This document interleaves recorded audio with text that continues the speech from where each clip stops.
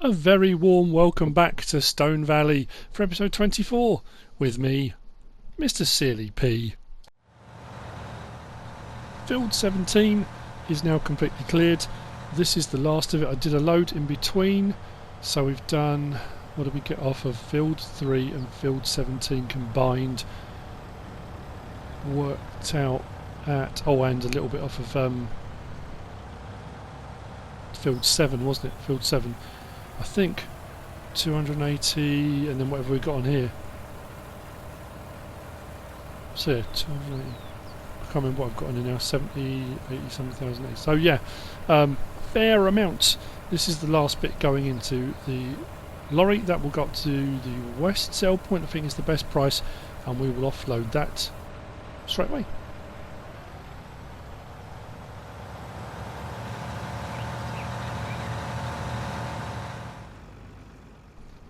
Yeah, last 93. So 280,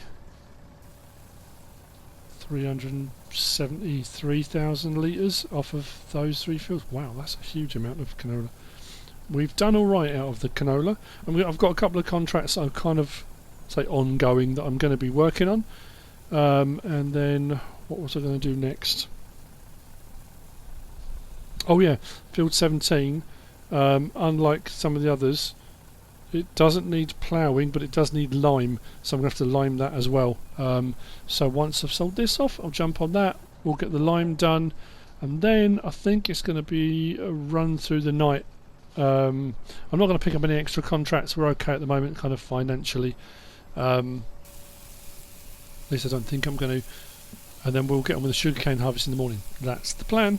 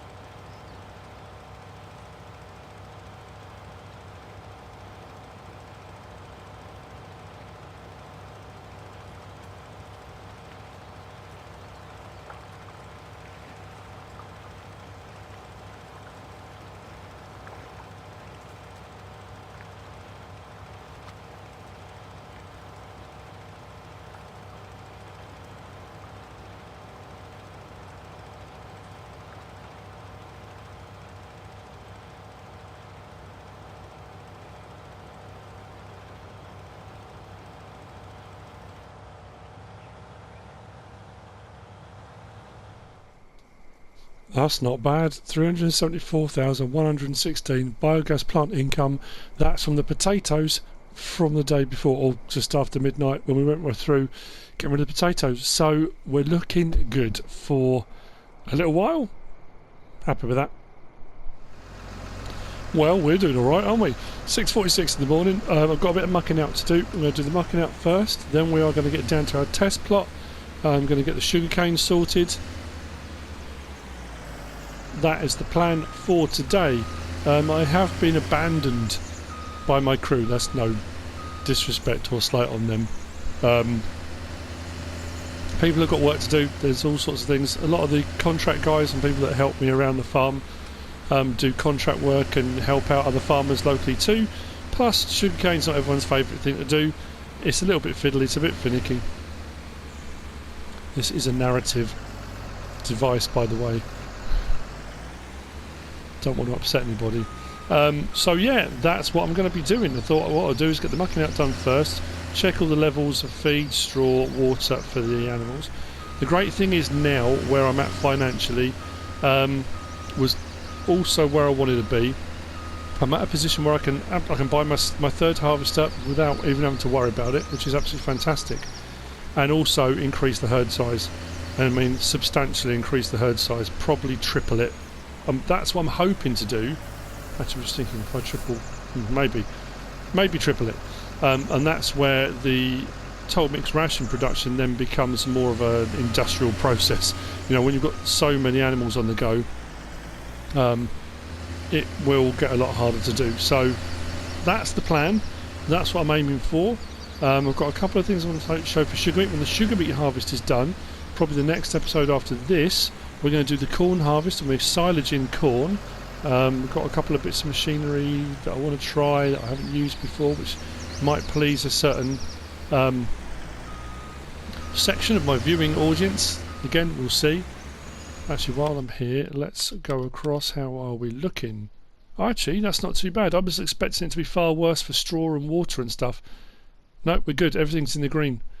But we are looking at our Angus. We've got milked. I know the Angus of beef, you know, what I said. We're not on season, so 21,281 litres of milk, slurry, 35,000 litres manure. I've just picked up. That's going to be moved over. These ones, 19,545 of milk, 33,135 litres of slurry, manure, 36,000. We've got a fair bit of manure building up, which is quite cool. Now, the other thing I haven't done is all of the work I've been doing selling stuff at the biogas plant. I haven't once checked the digestate to see how much I've got. So again, what I'm going to do at some point, I'm not going to buy it, but I'm going to lease it. I'm going to get a slurry spreader, and we'll do a little bit of fertilising using a slurry spreader. I haven't done that for a little while, and we've got a load of digestate on hand, so it just makes perfect sense to do that. So yeah, that bleeding through the side of the thing's a bit of an issue, isn't it? Anyway, I've been talking to Food Farmer. I talk to him every now and again, one of the modders. So it's done a few things with MrSealyp recently, but also the open pastures, the open cow pasture, sheep pasture, horse. There's a pig one on its way. Having a chat with Food Farmer the other day via Discord. Like I said, there's a pig one on the way, but he's worked some magic. And what I've been really enjoying is picking his brains with regard to modding. Not because I necessarily, I mean, I would love to mod. I just don't have enough. I don't have the hours in the day, honestly. I really don't. But learning about modding, learning about the kind of intricacies of it, reasons why certain things are done, reasons why certain things happen. That's what I'm finding fascinating. Learning about those kind of things is absolutely fantastic. Right, where am I going to go now? Right, I'm going to head. What I'm going to do. The barley harvest here on the bottom part of field 3. I didn't do it last night.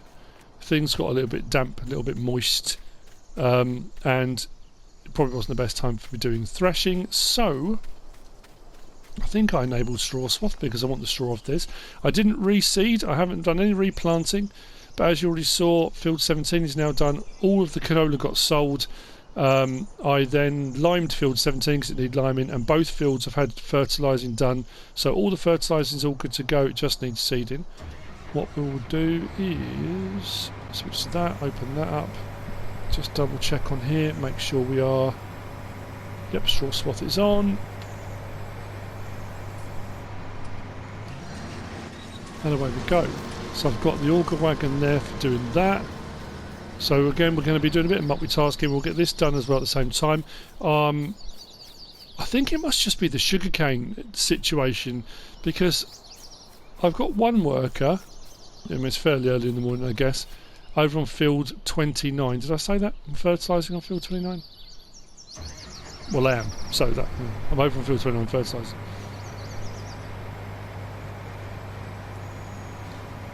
So we'll get that done. Just because we're doing alright financially, it's not going to stop me from doing any contract work that comes up. But like I said before, I'm a little bit more flexible now with picking and choosing what contract work I do. Where I was grabbing everything before, harvest and fertilising and sowing, and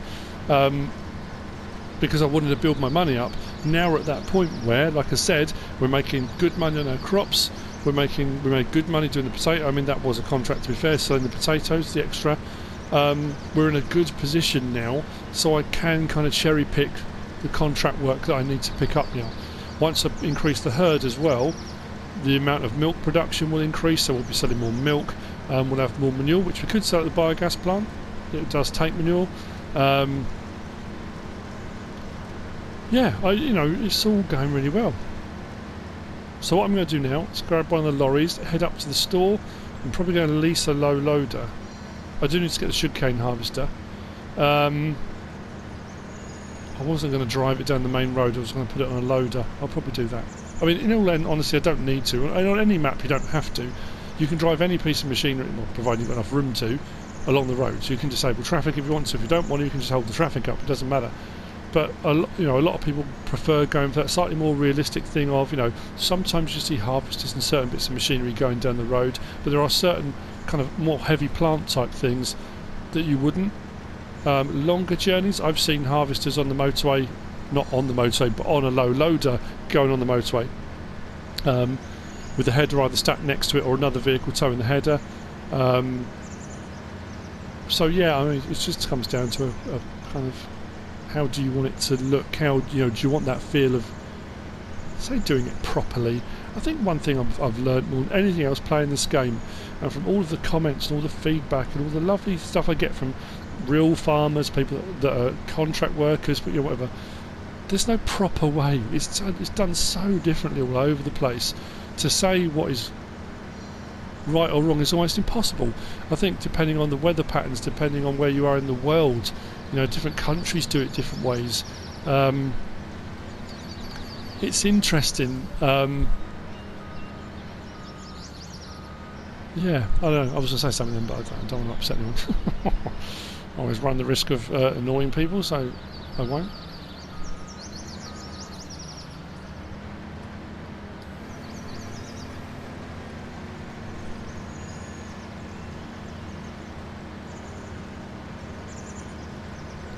Like I said before, once I've filled up the silo here at the cow farm for straw, which I can use for bedding and top mixed ration, I will then use the new silo I've got over at the main farm rather than the dairy farm. That was the other thing I was going to say. I was sent an early release version on PC of 6 Ashes by GB Modding that brought us Little Norton. To do a kind of early review on, which I was more than happy to do. He said that it will be coming to console as well. I went on, and it's not the map. I'm having a problem either with a mod clash. I turned all the mods off and tried it, or it's my controller. I've got an Xbox controller plugged into my PC.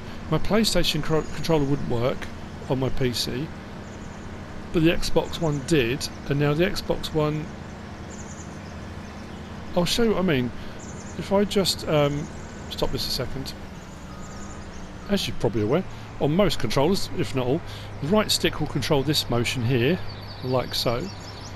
Left stick, when I get out, will do my strafing side to side and forward and backward. So in a combination of those, forward, backward, and then using my right stick, you get all of your movement.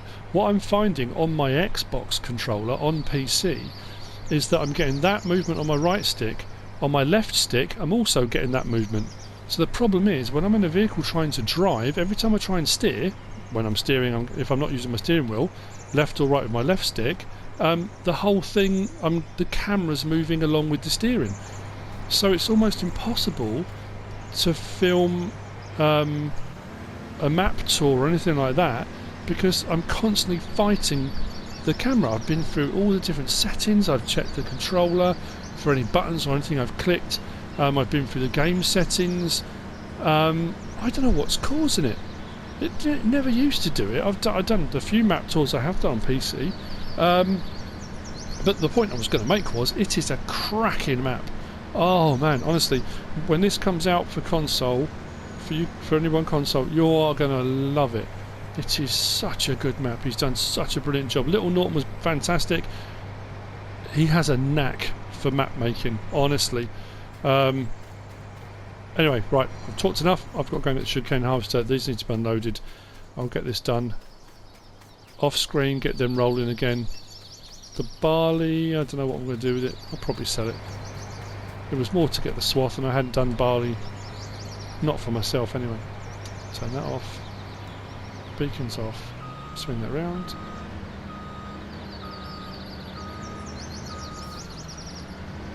I was watching Welcome Farms again the other day. I watch them all the time. But they're now doing their bean harvesting. They've got their 2 case harvesters rolling. They got their new bins. Oh, it's fantastic. It's a big old setup. Anyway, sorry, yeah, I'm going to go. I am up at the store and I've got the Case 8800 multi-row. I think it's the multi-row, isn't it? Sugarcane harvester. If you haven't touched sugarcane before, I mean, again, for me, it's just the machinery. The look of it is phenomenal. I love it. What a great piece of kit. Sugarcane harvesting isn't the quickest. This is a fairly narrow piece of machinery. It takes a while, but the yield is very high. The price is very low because the yields are very high. Tank is empty. Oh, that's over on field 29. Oh, okay, I'm going to have to go over there and check that. Now, you can get this with or without a trailer hitch. I've got it with a trailer hitch, which then begs the question, which a lot of people ask, is, okay, great, what trailer can I use? Because most trailers you try won't work. That is quite angled back. It doesn't come upright enough to get most trailers behind this. A lot of trailers won't even hook up to it at all. One thing that will hook up to it is the Flegel dolly. So if we go across to dollies, and I can't remember who the modder is, but the Flegel dolly there, a lot of them are ball hitch dollies. So if you look at the front, it's got a ball hitch. The Flegel dolly is a pin hitch that attaches, and the front bit of that is actually fairly long. So if you attach the Flegel dolly, and I have a Flegel dolly that I've got hooking up my two trailers, so I'll show this in a minute. We'll hook up, and you can hook up a semi-trailer behind it, but only if the semi-trailer is fairly low-sided. The higher sided it is, it will knock into this, so it doesn't always work. The BSM 70006 trailers that I've got do work behind this, but obviously they're massive, you know. There's another set of trailers that do work behind this, and it's the Metaltech TBs. I've downloaded them, hang on.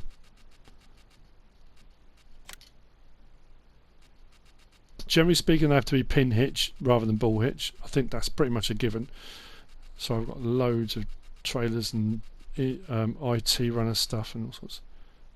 Oh, the DB, not TB, the DB. So the DB series, if we have a quick look at one, pin hitch, and these go up to, if you go for the DB20 premium, we go capacity, actually silage trailer, 44,000 litres, and that will take sugarcane. So a 44,000 litre trailer. It does also have a rear trailer hitch. So what you can do, I'm going to put trailer balls on that. Pattern 1, pattern 2. I'm going to go with pattern 2 for a change, I think. 1,999 to lease. So what I'm going to do is lease 1, 2. That gives me 88,000 litre capacity, and I can tow one or both behind this. So as I've done with forage harvesting a while ago, and I'm going to do a forage harvest, like I said, on field 6 coming up. It's about that swapping over of trailers. So when I start off, I'll have them both running behind. When one's full, I'll detach the full one, attach the empty one, swap them round, and I can carry on. I have also got the Case Puma while I'm doing this. So what you'll see is, hopefully this works now. It always has done in the past. It's one of those things that there's been a mod change or something. So as you see, when this hooks up, the pipe does not touch it. I mean, it's close, but it doesn't touch it, which is absolutely fantastic. Now, the problem I am going to have is hooking this up on it, because these trailers I don't like. That's me personally, but that's why I've got the Case Puma down there, because what we'll do is straighten up a little bit. Come on, please hook up right. No. Come on. Yes. That was a bit of luck, wasn't it? Right, so I'm going to drive it down the road. I was going to get a low loader, but then I thought I need to put the trailers. So with a setup like that, I've now got the sugarcane harvester and 88,000 litres worth of capacity there. That's pretty cool by anyone's standards. The beauty of it is, as well, because I'm down by the dairy farm, what I can do with the multi-fruit silo Let's get some lights on. There we go. Actually, it should just be road lights, shouldn't it, mate? There we go. Is when these are full, use the case Puma, and I'm going to unload them into the silo, because I don't know how much I'm going to get off that field. I might get more than 88,000 litres, I might not. If I don't, fine. If I do, I'm going to put it in the silo, and then what I can do then is come along with the lorry, with the bigger trailer, or the two bigger trailers, and then do it all in one go. Come and collect it. But this is my setup. So this works. The Metaltech DB, and I think these are by the local manufacturer, Melody 98 and Mr. Zixon. Yeah, so that's who make these, and it works really well. So the great thing is as well, sometimes getting the first rows in, headlands and stuff like that can be really fiddly. Now you can do what you do with normal forage harvesters, in that you can set a worker off on this and you can just run alongside it and the pipe will empty into the trailer, which is fine. There's no problem with that at all. But if you want to operate it yourself and unload at the same time, if you're a one-man operation, that becomes tricky. The Randon sugarcane trailers, in fact I don't know if any of the sugarcane equipment, the Randon ones do hook up, but they're too high. Because they're so high-sided, the actual boom on this, the auger pipe type thing, actually I don't think it's an auger, is it belts on this? I think it might be belts. It hits on the trailer, so this is the next best thing. This is going to take a little while, so I'm going to see you down there, I think, is the best bet. Contract on field 29 is finished. We did run out of fertiliser, so let's come over and get some. We are done. Let's fold that up. That one, 52 grand, that's the result. Wow, contracts have all dwindled somewhat. You know what, for the time being I'm going to leave it. That contract alone has more than covered the cost of leasing the sugarcane harvester, so we're all good. I have left my tank at the top of the field. Sorry, I was almost there taking down the sugarcane harvester, and I suddenly thought, I didn't check on it again. So as soon as I checked on it, I was at like 99% complete. Helper deeds complete the task. Barley harvest is almost complete. Well, it is complete now. On the bottom part of field 3, we're sitting on about 77,000 litres or something. The auger wagon's full, and the last harvester that I left on there, I'm sure it's about 7,000 it's got in it. So yeah, I mean, I've got way more on that off that than I thought, plus the straw swath, which was what I wanted. So barley, I think best price at the moment is at the north sell point, and it is climbing, so I'm going to leave that a little bit. I think both these are empty. Oh no, a little bit left in there.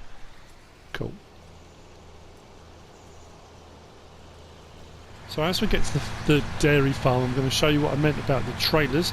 It was 10,000 litres I had left in the second harvester, so I've got full 70,000 litres in the auger and 10,000. So what I was going to do, actually we'll swing off because I can go down the side of the field. It's been harvested now, so it's not going to be too much of a problem.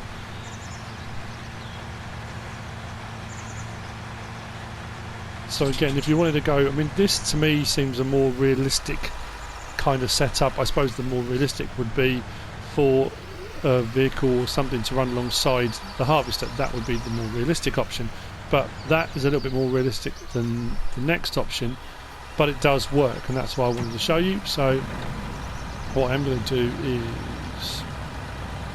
disconnect that from there, open the cover up, and I might as well get the last little bit in here ready for delivery.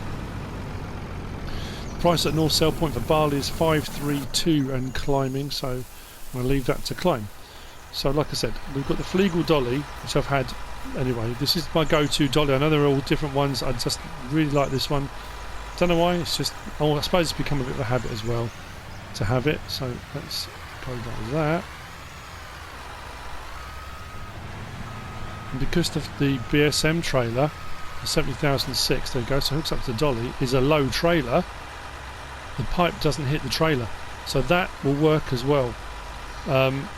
And it works really well. Being a 70,000 litre trailer, if you've got a small field or not a lot of room for turning, you've got to be careful, and obviously when you're pulling it, It's fairly narrow. You don't want to. You really want to have a good run off at either end because you don't want to be turning and going over your crops, damaging crops and that kind of thing. But that does work again. So yeah, that was. I just wanted to kind of show you there. There are probably other trailer combinations available. There are probably other ones out there with a nice long arm pin hitch. There's so many modded trailers out there that will probably work. There's a whole load of HDK. Anyway, there's loads. So you're probably going to find something like. I'm now going to get down the field, and I'm going to get this done. I keep saying I'm going to get it done, but I really am. You may hear some clattering in the background. My eldest. It got a little bit confusing. Last weekend we were away for the weekend at my brother's, Man Cave Beer Reviews. Graham makes stuff. Because his daughter was 24, and his daughter and my eldest are 11 days apart. Birth dates. So they had a joint kind of get-together party type thing last weekend. But it's actually my eldest daughter's birthday this weekend on Sunday. So I've referred to her birthday. I know I referred to it last week. That was kind of a joint party. But she's actually making cupcakes. I'm not sure what she's making today. Every weekend she makes something. She's a bit of a baker, and I tell you what, she makes some cracking stuff. Right, what I'm going to do is I'm going to disconnect the rear one. I was going to bring it with me, but I'm not going to. I'm going to go to the far end of the field, and I'm going to try and do some headlands. As you can see, where I cut all the trees back, I've given myself a nice big open area now for turning, planting, seeding, whatever I want to do on my cover crop, my test plot. Because it was a little bit tricky, a little bit tight. Puma, you can just about see the roof is over there. I was going to use that for hauling, but we'll see what we get off this. So what I've got to do first is unfold, pipe out, and when I do pipe out, that does the automatic unload things. That will turn towards the trailer, and we should now. It's turned on.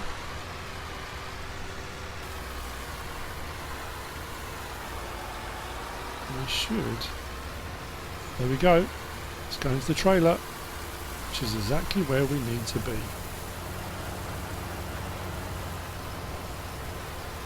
So all the residue's coming out the side, and the sugarcane's going to the trailer.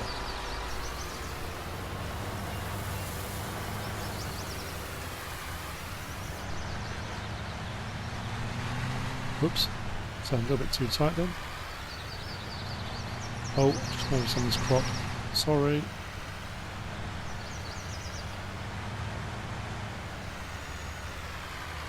Let's go again.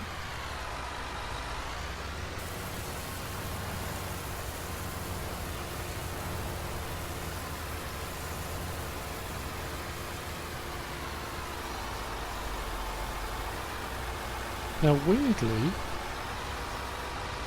got a different texture here, because normally you get this almost kind of matte, like a matted sort of texture on the ground. Sugarcane does regrow, and I'm trying to remember. I don't do it that often. I'm sure is it 3? You get 2 or 3 growths out of it. I'm sure it's something like that. Or did I imagine that? I'm sure it is. I do pipe away, there we go. So even with this one, it does catch it every now and again. It's going to depend on how flat the ground is. I could have gone for the slightly smaller version, the 29,000 litre, which would have taken the extension boards off the top of this, which would have made it even easier. So again, it all depends how you want to go about it. Pipe out, turn it on.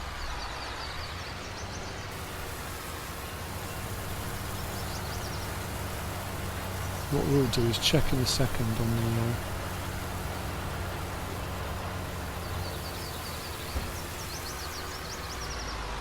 We'll do it now. Let's check on the map, because I'm puzzled now. Let's go down to field 35. Sugarcane growth. Saying harvested. Maybe it'll take... I'm not imagining this, am I? Sugarcane does regrow. Maybe it'll just take a while to trip over into the next growth phase, maybe. Oh, there you go. There's the. You can actually see it. It's obviously doing it to one side a little bit. kind of like a mat of residue. There we go. It just wasn't over this bit, and there's some more here that you can see it underneath as we're cutting. So you get this kind of mat of residue on the ground. I've got more to do, so I'm going to crack on, see how much we get. I'll probably see you when we've got a full trailer. Might do a little bit of a time lapse, I don't know. Turn it off.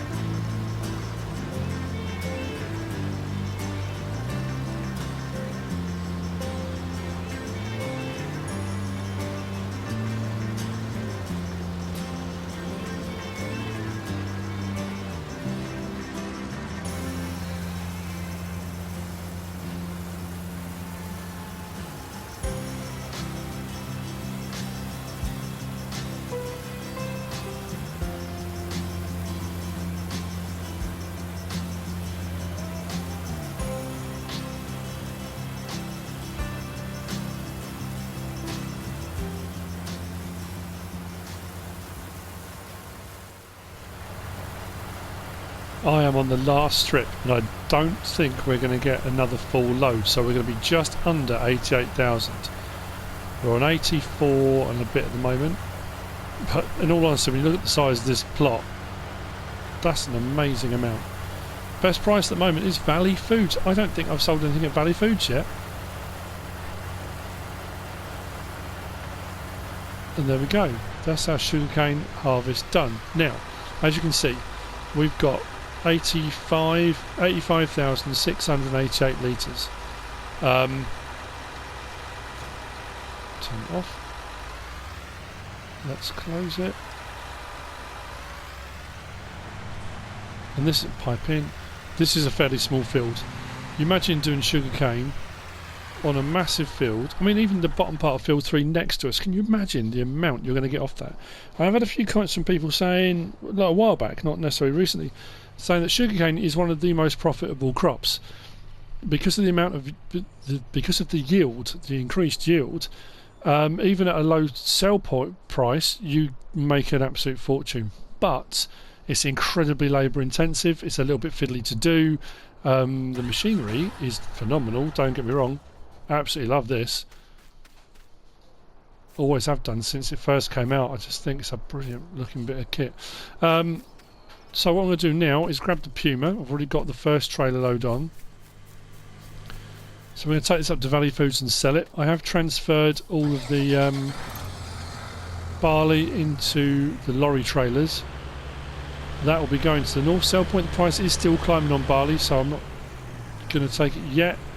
But it will go up, and I'm going to leave this to see if this then drops into the next growth phase, because it should regrow again. Now, I don't want to regrow it again. I'm just in my mind now thinking, again, it's that usual thing. I didn't imagine this. Sugarcane does regrow, and I'm sure it's 3 times. A bit like poplars. I haven't done poplars for a while either. Wood chip bales or poplar bales. I haven't done the poplar bales in ages. There we go. Is it a Marwell? Yeah, 85,688. Might have been Marwell Manor. Oh, Geiselsberg. Did I do something on Geiselsberg? as a subscriber contract. Possibly. I'm trying to think. One of them was archery targets, but that might have been Marwell Manor. Someone wanted archery targets, so I made them. Anyway, yeah, I haven't done Poplar for a while. Maybe I'll do that at some point. So this is going to be done, sold. I'm going to check, and then if it rolls over, at whatever point it rolls over, if it shows it's growing again, I'll point it out. But then I will plough it back in. Yeah. Anyway, while I'm driving back, I've been watching a series on TV, popped up the other day on the BBC iPlayer, with a guy called Simon Reeve, and he goes around, Reeve or Reeves, anyway, goes to different countries, continents, and does a series. The first one I'm watching is Australia, and it's only 3 episodes, but I think they're about an hour long each one. And I've learned a whole load of stuff about Australia. I mean, I've watched loads of programmes over the years, all sorts of documentaries, famous people, Billy Connolly doing his road trip around Australia, the one with Freddie Flintoff, and all different people over the years. But this guy, wow, I mean, and for any of you Australians watching, you'll be like, well, yeah, obviously. What I didn't know, how many camels, that's right, camels are in Australia. They were taken over initially to help with transportation before the railways and the roads and cars were even a thing. And then when cars and the railroad, that kind of thing, kind of became more prevalent, they were released into the wild, and populations have grown. They reckon there are now 750,000 camels in Australia, in the outback, and they're causing massive devastation. They're trampling fence lines for cattle farms, they're destroying water holes, pipelines, all sorts of stuff. So they're looking at how they need to deal with it, what they're going to be doing. While on the subject of that, that's how I kind of got onto why I was going to say this. Talking about farm sizes and stuff. A lot of it's not arable, they have big cattle farms. And there was one of the cattle farms they've taken to rounding up the camels, and what they're doing is selling them on like they do with the cattle, like with any other, you know. The farm was 1 million acres. 1 million. So, what? They were rounding up the camels using 2 like pickup ute 4x4 type things and a helicopter. That's farming to a whole nother level. I mean, it's absolutely bonkers. And the helicopter pilot was insane. I mean, incredible, but wow. Yeah, just when they said the farm size, I was like, wow. I remember watching one a while back, and I can't remember whose program it was, and it was a cattle farm, and I can't remember the amount of cattle. It was something like 50,000 head of cattle. I mean, it was ludicrous. I mean, the amount, maybe that figure's wrong. That seems very high, but yeah, crazy numbers. But they do a lot of sugarcane in Australia as well, don't they? Huge sugarcane plants. He visited a vineyard winery, Hardy's Wine, well-known brand around the world. The grandson of the founder is Australian, lives in Australia, got a big vineyard, and they've got all their big production plant. When they went to the production plant, and it is like industrial scale winemaking, they had not bins exactly, but towers that held the wine while it's being fermented. Each one held how many bottles do you say it was? Was it 35,000? And they had 1,000 of these tanks. When the camera panned back, it just went on and on and on, and it was just madness. But anyway, I suppose you've got the space. I can't remember how many times they said that Great Britain fits into Australia. It was a ludicrous number. He went on a railway that was going, he was going west, I think it was, out towards Perth. The railway was 2,700 miles long. And I think it went across a particular plain. I want it here, don't I? A particular plain. I can't remember the name of the plain either, sorry about that. The longest, straightest piece of railway anywhere in the world, I think they said. Anyway, yeah, facts and figures, but it was amazing. What I'm going to do is switch to that. I want to do it on tip side right, and then switch to that one, tip side right. And let's sell this, shall we?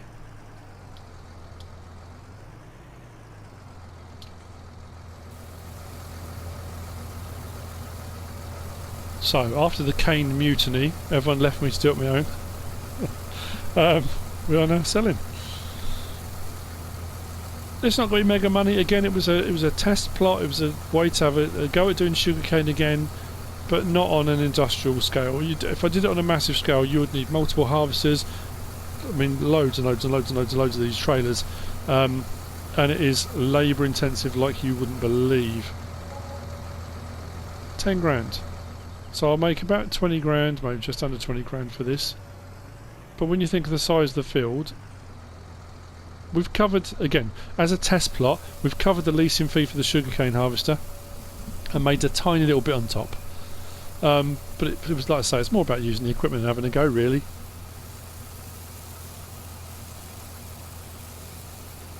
There are quicker and easier ways of making money on certain maps, but I think as a multiplayer crop, I mean, it's still labour intensive, but I suppose it'd be quite cool to do. And there we go. Job done. These trailers can go back. If nothing else, it's a kind of learning thing. If you haven't done it before, looking at various different options for trailers, and the fact these working at 44,000 litres a pop, they're a really good option to use.